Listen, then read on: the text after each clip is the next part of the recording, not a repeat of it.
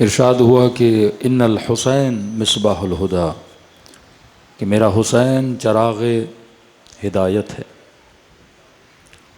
کسی بھی امام کے لیے ایسے جملے استعمال نہیں ہوئے جیسے امام حسین کے لیے استعمال ہوئے، حالانکہ 12 کے 12 چراغ ہدایت ہیں، لیکن پروردگار عالم نے جو وجود امام حسین کو خصوصیت عطا کی، وہ کسی بھی امام کو خصوصیت عطا نہیں کی، کہ کسی بھی معصوم کا غم اس طرح نہیں منایا جاتا جس طرح امام حسین کا غم منایا جاتا ہے۔ ہر معصوم پہ مصیبتیں آئیں، مشکل وقت آیا، لیکن اپنے آخری وقت میں یہ جملے زباں پہ ہوتے تھے، لا یوم کا یوم کا یا ابا عبداللہ، کہ جیسا آپ پر دن گزرا ایسا کسی پہ دن نہیں گزرا ہمارے جد ابا عبداللہ۔ امام حسن کے جگر کے ٹکڑے ٹکڑے ہو گئے، اور خود امام حسین پہنچے اپنے بھائی کے بدن پر، تو کیا دیکھا امام حسن نے کہ مولا حسین گریہ کر رہے ہیں، اور کہا جیسے گریہ کرتے ہوئے دیکھا تو کہا حسین تو مجھ پہ رو رہا ہے، میں سوچ رہا ہوں تجھ پہ حسن کس طرح سے آ کر روئے گا۔ کہا میری مصیبت کیا ہے آپ کی مصیبت کے سامنے؟ تو خدا نے خصوصیت دی امام حسین کے وجود کو، خصوصیت دی وجود معصوم کو، اور اس خصوصیت کے پیچھے پروردگار عالم کی حکمت شامل تھی، کیونکہ اللہ جانتا تھا کہ میرا نبی بھی آخری ہے، اس کے بعد کسی نبی نے نہیں آنا۔ اللہ جانتا تھا کہ 11 اماموں کے بعد 12ویں سرکار کو پردے غیب میں چلے جانا ہے، تو اب جب تک ظہور ہو، 1400 سال ابھی تک ہو چکے، اور اللہ جانتا ہے کہ اس معاشرے میں کوئی نبی نہیں ہے، کوئی امام نہیں ہے، تو خدا کیا لوگوں کو بے آسرا چھوڑ دے گا؟ اور کل قیامت کے دن لوگوں کو اٹھایا جائے، جناب گمراہ کیوں ہوئے تھے، تو یہی کہیں گے نا کوئی نبی نہیں تھا، یہی کہیں گے نا کوئی امام نہیں تھا، کہ خدایا تم نے کوفے والوں کے لیے امام بھیجا، بصرے والوں کے لیے امام بھیجا، وہ جاتے تھے معصوم کی دعوت حق کو سنتے تھے، تب لبیک کہتے تھے۔ ہم ایک ایسے ظلمانی زمانوں میں جہاں دیکھو گمراہی، جہاں دیکھو نسلوں کو بے دین بنایا جائے، تو اللہ نے ایک بندوبست کیا، اور وہ بندوبست ہوا شہادت ابا عبداللہ الحسین سے۔ کہا کہ اگر نبی بھی بھیجوں گا شاید اتنا کام نہ کر سکیں، کیونکہ نبی بھی آئیں گے تو محدود جگہوں تک جا سکتے ہیں۔ ایک نبی ایک وقت میں ایک شہر میں 1,00,000 نبی بھی بھیج دے تو 1,00,000 بستیاں 1,00,000 شہر میں جا سکتے ہیں، لیکن خدا نے کہا ایک ایسا بندوبست کروں گا کہ دنیا کے گھر گھر میں فرش ہدایت لگے گا۔ آج دنیا کا کون سا کونا ہے جہاں فرش ازاں نہیں ہے؟ آج ہمیں جو کچھ مل رہا ہے تو کہاں سے مل رہا ہے؟ فرش ازاں سے، ورنہ آپ کو کیا فکر اپنے بچوں کی؟ کسی نے بچے اسکول کے حوالے کر دیے، کسی نے یورپ کے حوالے کر دیے، کسی نے کہیں کے حوالے کر دیے، ہم تو مال دنیا کے پیچھے۔ ہمیں تو یہ فکر ہے کہ اتنا کمائیں کہ رات کو روٹی ہو گھر میں، بچوں کا پیٹ پال سکیں، کیونکہ حالات اتنے بگڑ چکے کہ ہر انسان کس تقودوں میں لگا ہوا ہے، یا تجارت کی تقودوں میں، یا مال جمع کرنے کی تقودوں میں، گھر پرانا ہے اسے نیا کر دوں، کپڑے اپنے بچوں کے لیے لینے ہیں، سواری میرے پاس نہیں ہے لینی ہے، اور ایسے ملک میں جہاں گرمی، لوڈ شیڈنگ، تو خرچے انسان کے اور زیادہ، تو بحالت مجبوری انسان کا سب سے زیادہ ٹائم کس پہ لگ جاتا ہے؟ دنیا پہ لگ جاتا ہے۔ اب بچوں کو پڑھانا ہے تو اسکول بھیج دیا، بچی کو پڑھانا ہے تو کالج بھیج دیا، اب جہاں جہاں یہ بچہ جا رہا ہے وہاں وہاں اسے گمراہ کیا جا رہا ہے، اسے دین سے دور کیا جا رہا ہے، اسے خدا سے دور کیا جا رہا ہے۔ موبائل اٹھائے تو گمراہی، ٹی وی دیکھے تو گمراہی، کسی کی دوستیوں میں آ جائے تو گمراہی۔ اب اس سارے گمراہی کے سسٹم میں جہاں مجھے بھی میرے بچوں کی فکر نہیں ہے، وہاں خدا کو تیرے بچوں کی فکر تھی، اور انہیں فرش عزاء حسین ابن علی پہ بلایا۔ آج کون نسلوں کو تربیت دے رہا ہے؟ یہ فرش عزاء حسین ابن علی۔ کتنی فضیلت ہے امیر المؤمنین کی، لیکن اگر آپ نے علی کو جانا اور پہچانا تو کس کی وجہ سے؟ حسین ابن علی کی وجہ سے۔ آپ نے 5ویں امام کو، 6ٹھے امام کو، 7ویں امام کو، 8ویں امام کو پہچانا تو کس کی وجہ سے؟ حسین ابن علی کی وجہ سے۔ آپ نے نماز کو جانا، آپ نے توحید کو جانا، آپ نے حج و زکوٰۃ و خمس کو جانا تو کس کی وجہ سے؟ حسین ابن علی کی وجہ سے۔ آج آپ خندق جانتے ہو، خیبر جانتے ہو تو کس کی وجہ سے؟ حسین ابن علی کی وجہ سے، کیونکہ میرے بچے نے جہاں خیبر سنی وہ منبر حسین تھا، جہاں سے ولایت علی سنی وہ منبر حسین تھا، جہاں سے نبوت کے تعاریف سنے وہ منبر حسین تھا۔ تو ہمیں جو کچھ مل رہا ہے وہ کہاں سے مل رہا ہے؟ فرش عزا حسین ابن علی سے مل رہا ہے۔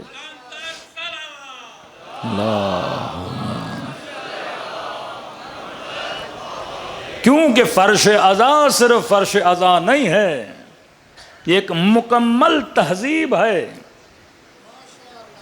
اگر کربلا صرف واقعے کا نام ہوتا تو واقعہ میسج کر کے بھی بتا سکتے ہو، واقعہ ایس ایم ایس کر کے بھی یاد دلا سکتے ہو کہ جناب آج نواز رسول کی شہادت کا دن ہے۔ اگر صرف واقعہ منانا ہوتا تو اخبار میں اعلان ہو جاتا کہ آج شہادت رسول کا دن ہے، مسلمانوں یاد رکھنا، کبھی بھول نہ جانا۔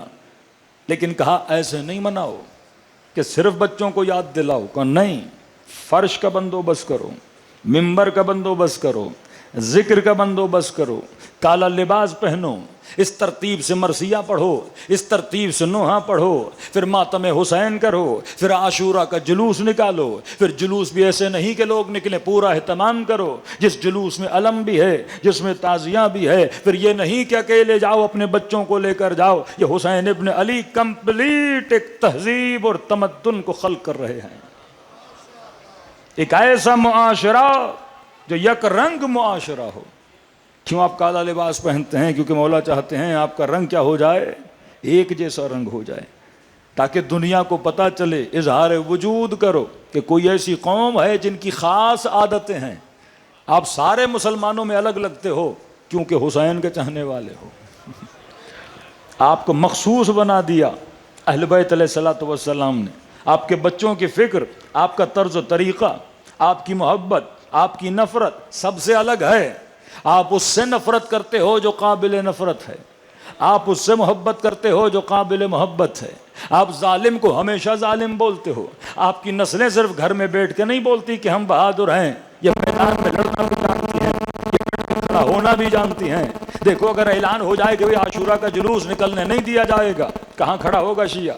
جان دے دے گا، لیکن حسین کے جلوس کو نکالے گا۔ تو امام حسین نے آپ کو کیا بنایا؟ ریزسٹنس پاور دیا کہ انسان اگر کوئی ظلم کرے، تمہارے حق کو غصب کرے تو اس کے سامنے کیا ہو جاؤ؟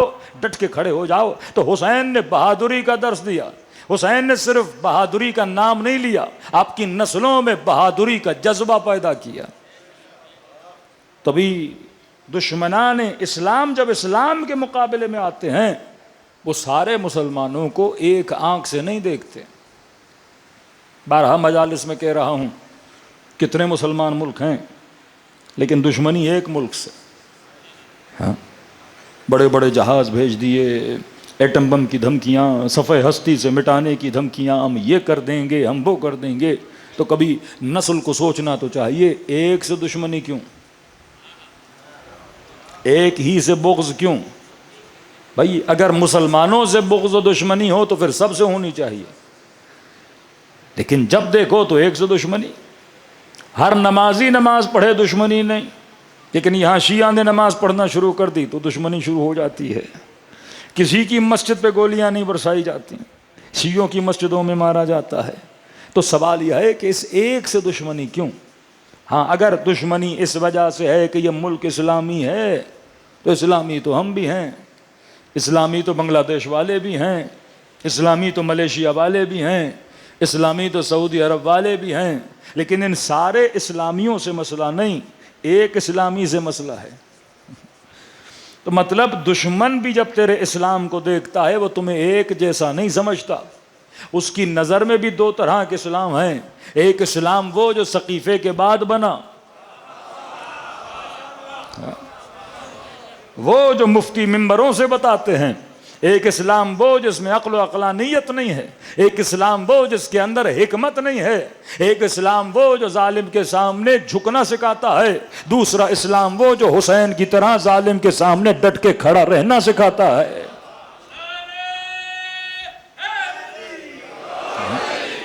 کون سے اسلام کے پیروکار ہو، صاحب حکمت ہو کہ نہیں؟ آج برملا مفتی کہیں کہ جس کی لاٹھی اس کی بھینس، رسول خدا نے فرمایا اب ٹرمپ صاحب طاقتور ہیں تو لہٰذا آپ کھڑے نہیں ہو سکتے. اور یہی باتیں کربلا میں کر رہے تھے کہ امام حسین جب کربلا جا رہے تھے تو بڑی بڑی شخصیات بول رہی تھی حسین ابن علی اپنے ساتھ ظلم نہ کرو، جا رہے ہو تو بچوں کو لے کر نہیں جاؤ، آپ جس راستے پہ چلے ہو وہاں آپ کو مارا جائے گا.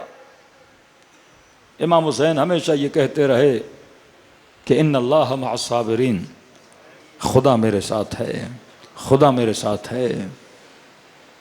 اس وقت وہ سوچ رہے تھے حسین جائیں گے تو نام حسین مٹ جائے گا، لیکن امام حسین بتانا چاہتے تھے جو اللہ کے لیے اپنے وجود کو قربان کرتا ہے خدا اس کے نام کو بقا دیتا ہے. یزید کو پتا ہوتا نا کہ قتل حسین کے بعد اتنی لعنتیں پڑیں گی اس پہ، اگر اسے فیوچر دکھایا جاتا کہ یہ تیرا حال ہوگا وہ کبھی بھی امام حسین کو شہید نہ کرتا.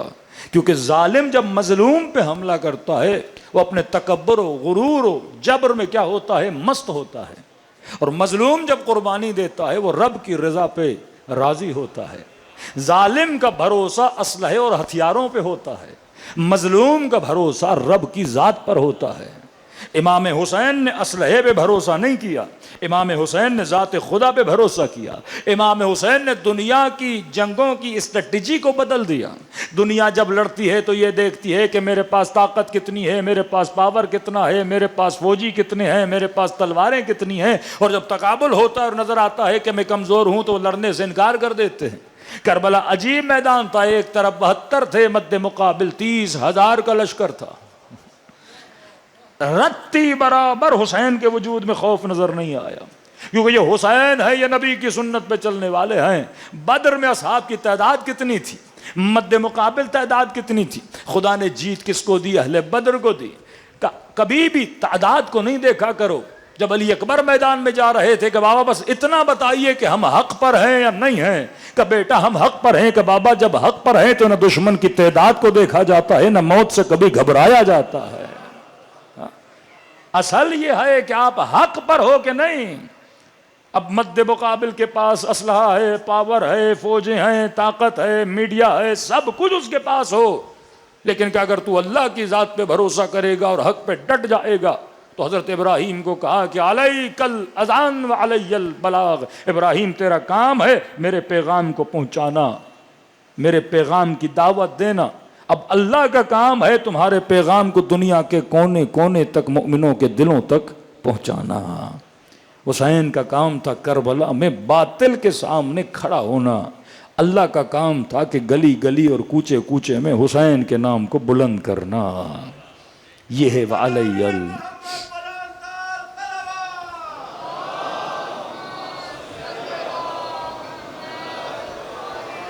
میرے عزیز.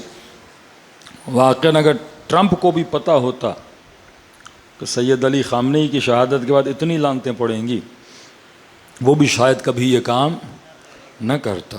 وہ اپنا ایک نقشہ بناتے ہیں، اس نقشے کی مستی میں مست ہوتے ہیں، اور ایک نقشہ خدا کا ہوتا ہے.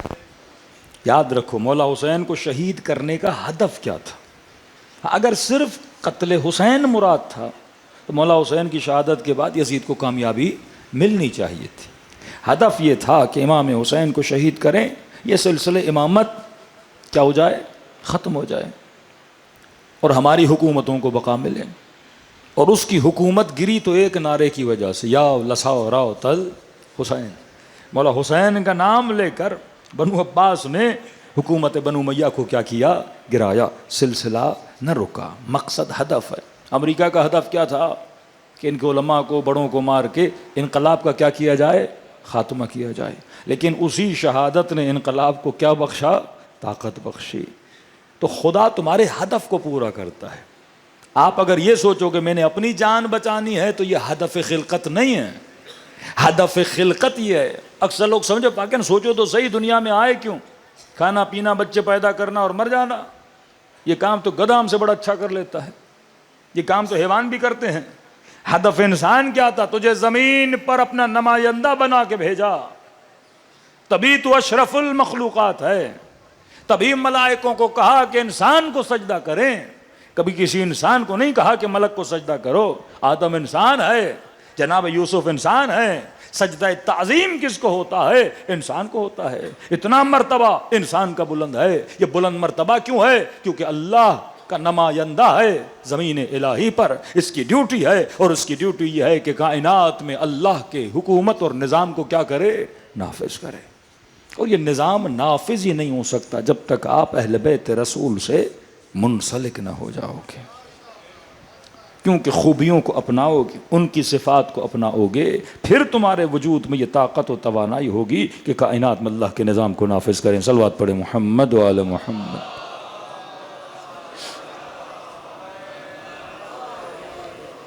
دوسری بات، شاید بعض لوگ کہیں کہ نہیں بھائی، خلقت انسان کا مقصد تھا کہ انسان عبادت کرے، تو کیا ضرورت ہے اہل بیت کو ماننے کی؟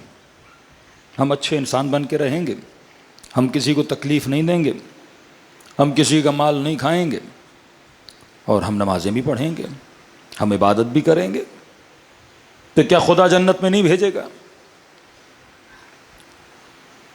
تو آج انگریزی ملکوں میں جائیے، انگریز کئی مسلمانوں سے اچھا ہے، جھوٹ نہیں بولتا، صفائی کا پابند ہے، اب برائیاں بھی ہیں لیکن کچھ اچھائیاں ایسی ہیں جو کئی مسلمانوں پہ بھاری پڑ جاتی ہیں، تو پھر کیوں کہتے ہو وہ جنت میں نہیں جائے گا؟ ہاں؟ مقصد خلقت یہ نہیں تھا کہ آپ صرف اچھے بنو، کہ نہیں مولانا یہ رشوت نہیں لیتا، یہ حرام نہیں کھاتا، یہ نماز بھی پڑھتا ہے، یہ روزہ بھی رکھتا ہے، یہ حج بھی کرتا ہے، اور جس سے پوچھو کہتے بھائی بندہ بڑا اچھا ہے، لیکن رسول نے فرمایا اگر احد کے پہاڑ جتنا بھی سونا اللہ کی راہ میں دے دے، پورا سال خدا کی عبادت میں رہے، صبح و شام روزے میں رہے، لیکن کہا علی اگر دل میں تیری محبت نہیں، تو کہا کہ عبادتوں کو منہ پہ مارا جائے گا۔ شاید کوئی مسلمان کہے یہ شیعہ سنی سنائی باتیں، جیسے وہ سنی سنائی باتیں کرتے ہیں، وہ بھی تو فضائل پڑھتے ہیں نا اپنوں کے، سنے سنائے فضائل، کئی فضائل ہیں، تو کہا یہ بھی ایسے ہی چھوڑ رہے ہیں۔ تو ہم نے کہا ذرا قرآن پڑھو، اگر صرف عبادت کرنے سے جنتی ہونا ہوتا تو شیطان عابد تھا، اگر صرف نماز سے بندہ جنت میں چلا جائے تو شیطان جتنی نمازیں تو زندگی بھر بھی پڑھنا چاہے تو نہیں پڑھ سکتا۔ 4000 سال خدا کی عبادت کی، 4000 سال توحید شیطان کی اتنی مضبوط تھی کہ وہابی بھی پیچھے رہ جائیں، ایسا موحد، اور ایسا موحد کہ خود خدا سے الجھ پڑا، یہ جو کروا رہے ہو یہ خلاف توحید ہے۔ کہتے ہیں نا چمچ کبھی دیگ سے زیادہ گرم ہو جاتا ہے۔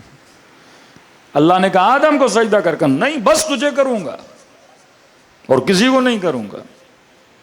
اب کیا شیطان اور خدا کی ضد چل رہی تھی کہ اتنا اچھا بندہ نماز بھی پڑھ رہا ہے، عبادت بھی کر رہا ہے، اور یہ بھی بول دیا خدا کو کہ پروردگارا ایسی تیری عبادت کروں گا کہ اس سے پہلے کسی نے تیری عبادت ایسی نہ کی ہو، لیکن تیرے علاوہ میں کسی اور کو سجدہ نہیں کروں گا۔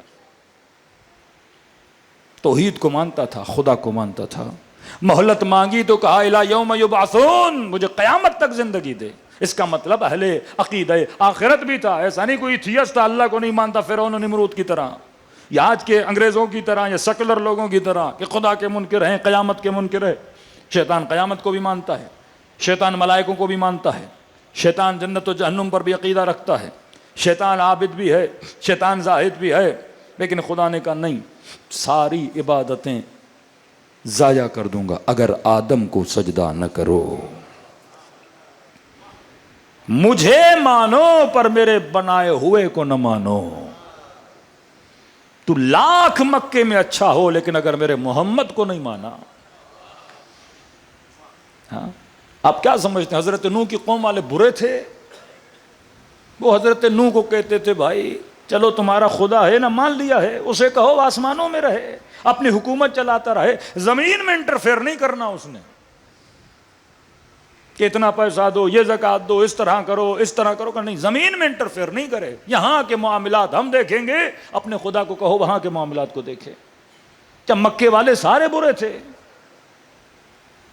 انسانی زندگی گزارتے تھے، انسانی معاشرے تھے، کئی برائیاں اس معاشرے میں تھیں، ہر معاشرے میں ہوتی ہیں۔ اب اچھے سے اچھا فرد بھی مکے میں ہو لیکن اگر محمد کو نہ مانے کہ جہنم میں چلا جائے گا۔ کہ میرا ادب کرتے ہو، شیطان نے کہا جی ادب کرتا ہوں، احترام کرتے ہو کرتا ہوں، کہ میرے ادب کے ساتھ ساتھ میرے ولی کا ادب بھی تیرے اوپر لازم ہے۔ یہ سجدہ عبادت نہیں، یہ سجدہ تعظیم ہے۔ جب تک میرے ولی کا ادب و احترام نہیں کرو گے۔ اب سوال ہے ولی کا ادب اور احترام کیوں کروں جب میں خدا کو مانتا ہوں؟ وہابی کہتے ہیں نا اللہ کا نام لو، الیاذ باللہ رسول تو صرف پوسٹ مین تھے، وہاں سے پیغام لائی یہاں لا، آپ مسلمان سارے مصطفیٰ کو چپک گئے ہو، جوتیوں کو چپک گئے ہو، رسول کی زری کو چپک گئے ہو، رسول کے بالوں کو چپک گئے ہو، کہ بھئی رسول آئے تھے اللہ کو منوانے، منوا لیا ختم۔ جیسے ایک بڑے بھائی کا احترام واجب ہے ایسے رسول کا احترام واجب ہے، اب بار بار مصطفیٰ کے پیچھے کیوں لگتے ہو؟ تو یہ باتیں اللہ کو سمجھاؤ نا، کہ شیطان اللہ کو تو مان رہا ہے، عبادت تو کر رہا ہے۔ اللہ نے کہا نہیں، میری تعظیم کے ساتھ ساتھ آدم کی تعظیم بھی کرنی پڑے گی۔ میرے سامنے جھکتے ہو، میرے نبی کے کلام کے سامنے بھی جھکنا پڑے گا۔ وَسَلِّمُوا تسلیما، سر خمیں تسلیم کرو۔ جب تک محمد کا احترام نہیں، میرے بنائے ہوئے کا احترام نہیں، میرا احترام نہیں۔ سوال ہے ایسا کیوں ہے؟ فرمایا کیونکہ اللہ کا بنایا ہوا واسطہ فیض الہی ہے۔ خدا جتنی نعمتیں اور رحمتیں بھیجتا ہے کس کے ذریعے سے دیتا ہے؟ اپنے نبی کے ذریعے سے دیتا ہے۔ جبرائیل کیا ہے؟ واسطہ فیض ہے نا، وحی کو لے کر آتا ہے۔ کچھ لوگوں نے جبرائیل کو نہیں مانا، قرآن میں خدا نے لعنت بھیجی ہے ان پر، تو حضرت جبرائیل کو نہیں مانتے۔ لفظ لعنت ہے، خدا لعنت کرے ان پر جو جبرائیل کو نہیں مانتے، خدا کہتا ہے، کیونکہ کیا ہے؟ واسطہ فیض ہے۔ جب تک واسطہ فیض کو نہیں مانو گے خدا کا فیض نہیں ملے گا۔ میرے پاس امام غالباً روایت ہے، امام محمد باقر علیہ السلام،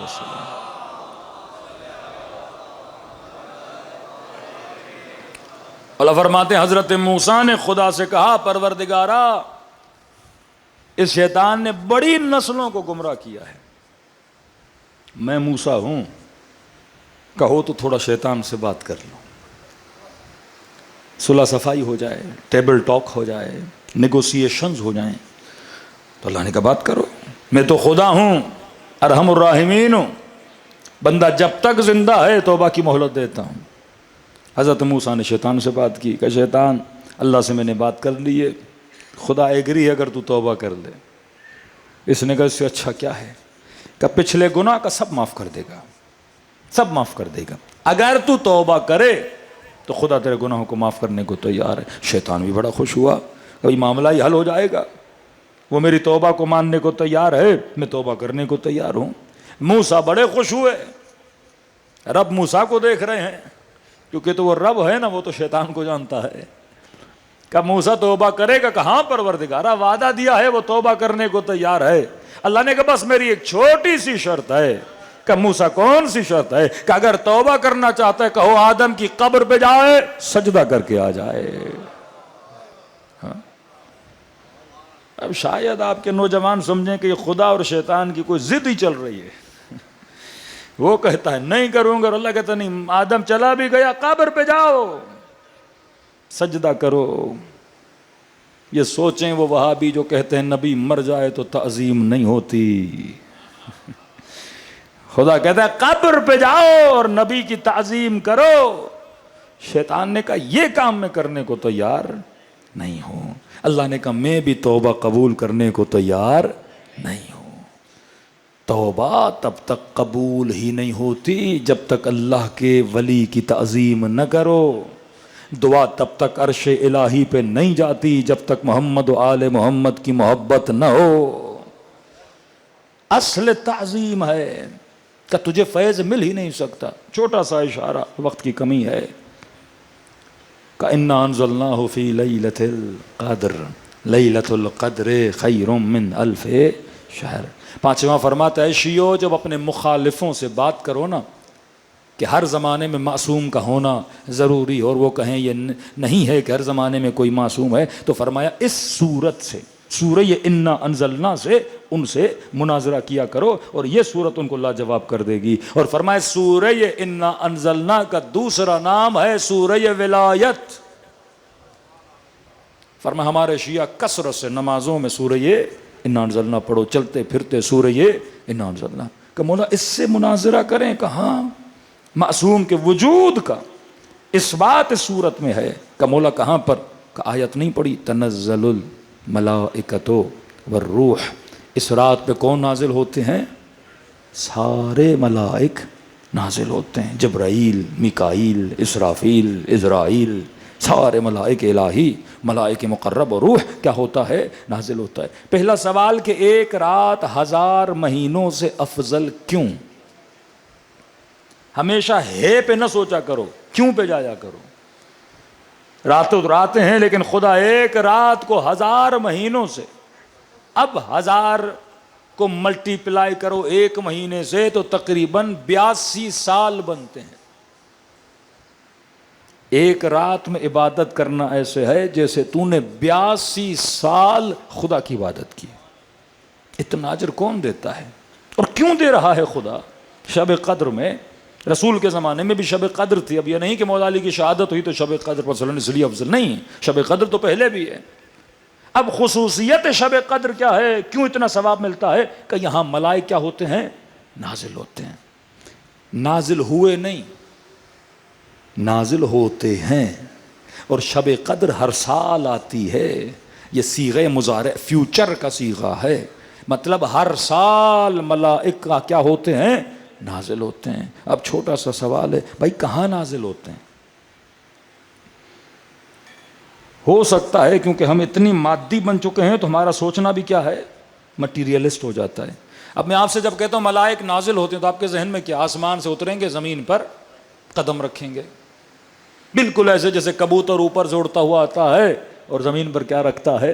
قدم رکھتا ہے. ایک تو ملائک جسم نہیں رکھتے کہ وہ زمین پہ پاؤں رکھیں. خلقت ملائک مجرد ہے، نور ہے. اب مجرد جب نازل ہوتا ہے تو ایسے نہیں اتر کے آئے اور کہیں پہ جا کے اترے، کیونکہ جسم تو نہیں آپ کو ملائک اپنے پاؤں آ کے زمین پہ. یہ نزول کہاں فرماتے ہیں؟ کہ کیونکہ مجرد ہیں تو جہاں پہ اتریں گے اس کا بھی مجرد ہونا ضروری ہے. وجود مجرد ہے نا، تو یہ کس پہ نزول فرمائیں گے؟ وہ وجود بھی کیا ہونا چاہیے؟ مجرد ہونا چاہیے. تبھی خدا قرآن میں کہتا ہے اے محمد جبرائیل کہاں نازل ہوتا ہے؟ تیرے قلب پہ نازل ہوتا ہے. اور جس قلب پہ اتریں وہ بھی اتنا مضبوط تو ہو جو ملائکوں کے نور و وجود کو برداشت کر سکے. ایک جھلک قوم موسیٰ نے دیکھی، جل کر راکھ ہو گئے. آج ہے کوئی مفتی، ہے کوئی مولوی جو کہے ملائک میرے اوپر نازل ہوتے ہیں؟ دنیا کا نہ کوئی مفتی یہ کہہ سکتا ہے، نہ کوئی مولوی کہہ سکتا ہے اے ملائکۃ اللہ میرے اوپر نازل ہوتے ہیں. تو کم از کم اتنا تو ماننا پڑے گا کوئی قلب مطہر ہے جس پہ آج بھی ملائک نازل ہوتے ہیں.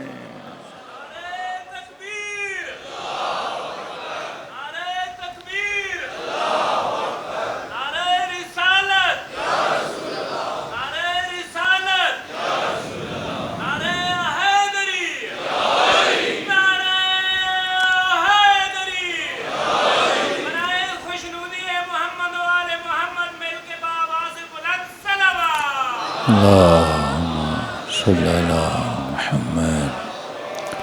کوئی روح مجرد ہے جس پہ ملائکۃ اللہ نزول فرماتے ہیں. اب ایک رات 82 سال کے برابر کیوں؟ عبادت تو میں ڈیلی کرتا ہوں. ہاں جب اس رات میں آتے ہو ملائک کس پر نزول فرما رہے ہیں؟ حجت خدا پر. رحمتیں کس پہ نازل ہو رہی ہیں؟ حجت خدا پر. کرم کس پہ نازل ہو رہا ہے؟ حجت خدا پر. اب جب آپ شب قدر میں آتے ہو تو کس کو وسیلہ بناتے ہو؟ حجت خدا کو. واسطہ فیض ہے جو نور اس پر آ رہا ہے، اس نور کی ہلکی جھلک میرے اوپر بھی آتی ہے. کس کی وجہ سے؟ حجت خدا کی وجہ سے. کس کی وجہ سے؟ امام معصوم کی وجہ سے خدا برکتیں دیتا ہے. تبھی آپ کیسے جوڑتے ہو؟ شب قدر قرآن کو سر پہ رکھتے ہو، کہتے ہو بک یا اللہ بے محمد بے علی بے فاطمہ، جب ان کا واسطہ دیتے ہو تو یہ واسطہ فیض بن جاتے ہیں، اور خدا ایک رات کی عبادت کے ثواب کو 1000 مہینوں سے افضل بنا دیتا ہے۔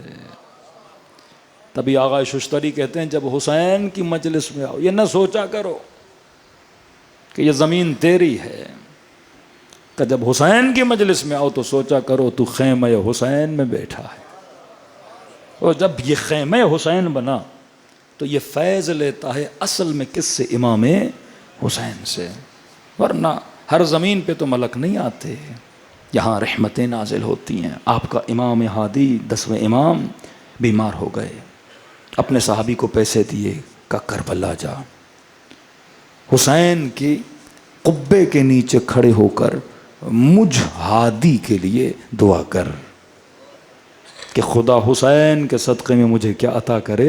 شفا عطا کرے۔ یہ مقام ابا عبداللہ الحسین۔ ملا خود بھی دعا کریں تو مستجاب دعویٰ ہیں کہ نہیں ہے؟ ایک تو اہمیت امام حسین بتا رہے ہیں، دوسرا اس جگہ کی اہمیت کہ حدیث میں ہے 70,000 ملک نازل ہوتے ہیں ڈیلی قبر ابا عبداللہ الحسین پر، اور وہ ہلکا سا ماحول تم اپنے شہر میں بناتے ہو، فرش ازا پہ بیٹھتے ہو، اور یہاں جب ذکر محمد و اہل محمد کرتے ہو اور جب ان سے توسل کرتے ہو تو خدا اپنا فیض تم سب پر کیا کرتا ہے؟ نازل کرتا ہے۔ یہ تو انسان کو مرنے کے بعد پتہ چلتا ہے کہ آنسوؤں کی قدر کیا ہے، ان محفلوں کی قیمت کیا ہے، کس طرح سے امام حسین نے ہماری نسلوں کو بچایا۔ عجیب ہے، 800 سال حضرت نوح نے تبلیغ کی، 70 لوگ مومن بنا پائے، اور یہاں حسین کی ایک مجلس سینکڑوں کو مومن بنا دیتی ہے۔ ایک زمانے کا مولانا، میں نے شراب چھوڑ دی، کس وجہ سے؟ کہا ایک مصائب کا جملہ سن کے کہ تشت میں حسین کا سر تھا اور یہ شراب پی رہا تھا، کہ اپنے وجود کو دیکھ کے گھن آ رہی تھی کہ میں حسین کا چاہنے والا، اور میں وہی کام کر رہا ہوں جو یزید کر رہا تھا اور بیویوں کو تکلیف دے رہا تھا۔ عزیز، اپنی قیمت جان، اپنی قدر جان۔ تبھی چھٹے ماں فرما، تبھی ذاکر نے مصائب پڑھے نہیں، پڑھنا چاہتا ہے، تو رویا نہیں تو رونا چاہتا ہے۔ فرما تم سب کے سروں کے پیچھے میری دادی زہرا کھڑی ہو جاتی ہے، تمہارے لیے دعا کرتی ہے۔ ایک ہے گریا، ایک ہے تڑپ۔ ایک بہت نجف کے بڑے عالم دین تھے، ان کو خواب میں بشارت ملی یہ 3 دن میں مر جائیں گے۔ کسی نے پوچھا کیا دیکھا آپ نے خواب میں؟ کہ دیکھا کہ میں مر گیا ہوں، ملائک مجھے لینے آئے ہیں اور عالم برزخ میں ایک باغ میں لے کر گئے، بڑا خوبصورت باغ، خوشبودار۔ میں نے کہا ملائکو یہ کس کا باغ ہے؟ تو کہا کہ تیرا باغ ہے، طالب علم ہو، محنت کی ہے دین خدا میں، مطالب اہل بیت میں۔ کہا ایسا حسین باغ، بڑا خوش ہوا۔ کہ 3 دن کے بعد مر جاؤ گے تجھے یہیں لایا جائے گا۔ کیا اس باغ میں چل رہا تھا، آخر میں ایک دروازہ دوسرے باغ کی طرف تھا، گیا اس باغ میں، دیکھا علمان والحفیظ، یہ باغ تو میرے باغ سے اتنا بڑا کہ میرا باغ اس کے سامنے چھوٹا سا باغیچہ ہے۔ پوچھا یہ کس کا باغ ہے؟ کہا یہ شیخ انصاری کا باغ ہے۔ بہت بڑے مجتہد گزرے ہیں، آج جتنے آپ کے مراجع ان کے 70% فتویٰ شیخ انصاری سے اخذ کیے ہوئے ہوتے ہیں۔ میں نے کہا الحق یہ اتنا بڑا باغ ان کو ملنا چاہیے، اتنا مجتہد، اتنا بڑا متقی، اتنا بڑا عالم۔ خوش ہوا۔ کہتا چلتے چلتے اس باغ کے آخر میں بھی ایک دریچہ تھا، دروازہ تھا تیسرے باغ کی طرف۔ جب اس باغ کو دیکھا میں نے کہا بھائی دونوں باغ اس کے سامنے تو چھوٹے سے باغیچے ہیں، اتنا بڑا باغ۔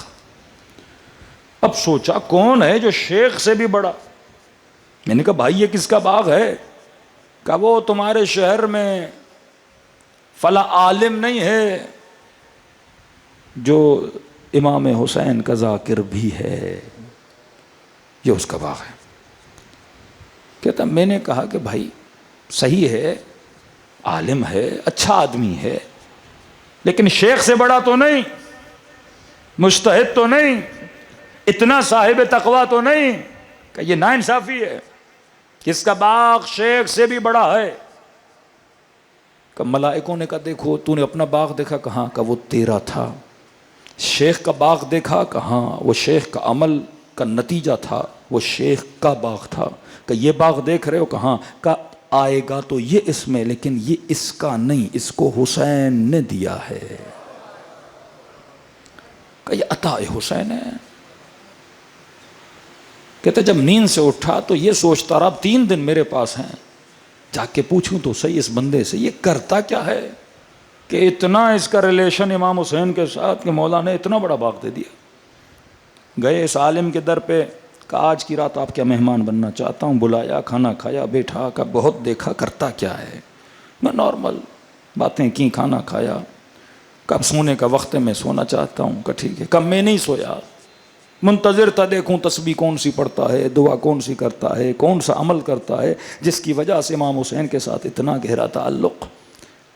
کہتا ابھی صبح کی نماز میں 2 گھنٹے تھے، میں نے دیکھا یہ اٹھا نماز تہجد کے لیے، کہ تہجد تو میں بھی پڑھتا تھا، لیکن محسوس کیا یہ اپنی چارپائی سے اٹھا اور اپنے دونوں پاؤں جب اس نے زمین پہ رکھے تو فوراً کہا السلام علیک یا ابا عبداللہ، کہ یہ کہہ کر زار و قطع رونے لگا۔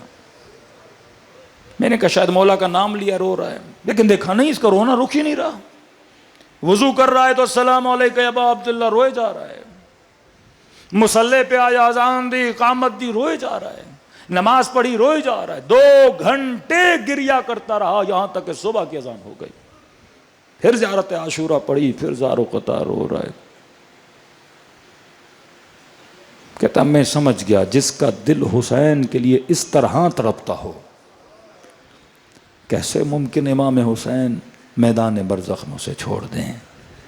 اگر یہ رابطہ آپ کا اہل بیت کے ساتھ مضبوط ہے نا، یہ رابطہ آپ کو نیک بھی بنائے گا، اچھا بھی بنائے گا، برائیوں سے بچائے گا بھی۔ جو دل اس طرح حسین کے لیے تڑپتا ہو وہ مرنے کے بعد بھی اکیلا نہیں رہتا۔ دنیا کو خوش کرتے ہو، ارے خوش ان کو کرو جن کے خوش کرنے سے انسان کی آخرت بنتی ہے۔ ہاں خود پڑھتے ہو سیدہ شباب اہل جنہ، جنت کے جوانوں کے سردار ہیں، جو کچھ ہے وہ ان کے ہاتھ میں ہے، بس ربط کنیکشن انسان کا مضبوط ہونا چاہیے کہ خلوص سے دل سے مجھ حسین کو سلام کرو، خدا تجھے ثواب زیارت حسین عطا کرے گا۔ کہ مولا اتنا آسان ہے، فرمایا ایک نشانی ہے جب مجھ حسین کو سلام کرو، اگر نہ چاہتے ہوئے تیری آنکھوں میں آنسو آ گئے، مت سمجھنا یہ تیرے آنسو ہیں، حسین نے تجھے تیرے سلام کا جواب بھیجا ہے۔ دلوں کو کربلا لے جائیں، اس طرح سلام کریں جس طرح زینب کبریٰ نے سلام کیا، اس طرح سلام کریں جس طرح 4 سالہ بچی نے اپنے بابا کو سلام کیا، سب مل کے السلام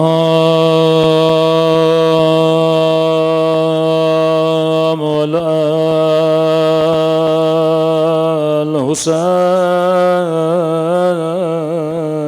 الحسین وعلی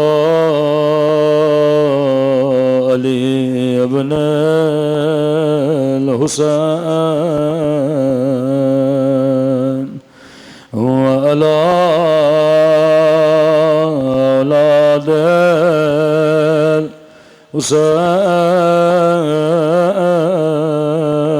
الحسین وعلی اصحاب الحسین، سب مل کر السلام علی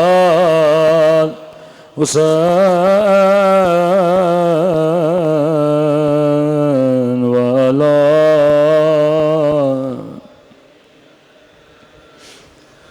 حسین کی صدا بلند ہو، وعلی اولاد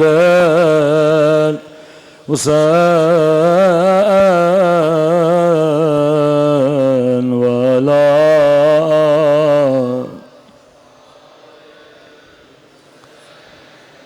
میرا سلام ہو ننھے سے رخساروں پہ،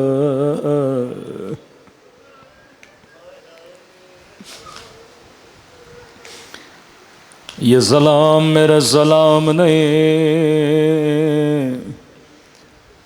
امام زمانہ کے سلام ہے۔ فرماتے مومن تو سن کے روتا ہے، لیکن میں نے یہ منظر اپنی آنکھوں سے دیکھا،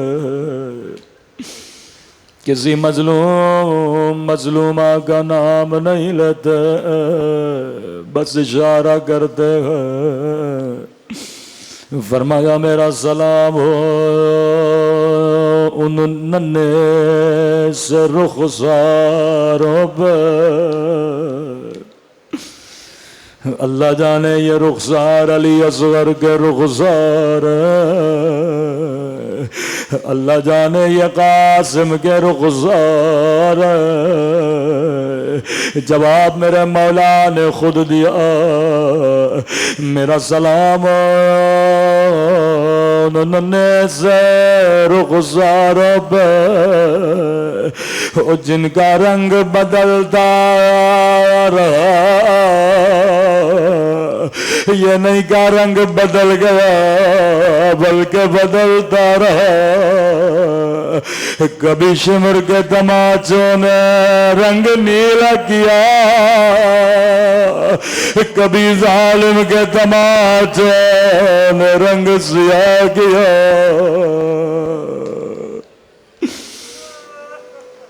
تبھی فرمایا شیو جب جب آنکھوں میں آنسو ہو سب سے پہلے میرے ظہور کی دعا کرنا، کہ مولا جب دعا کروں اللہ کو کون سا واسطہ دوں؟ فرمایا خدا دو واسطے کبھی رد نہیں کرتا، ایک میری پپھی زینب کا واسطہ،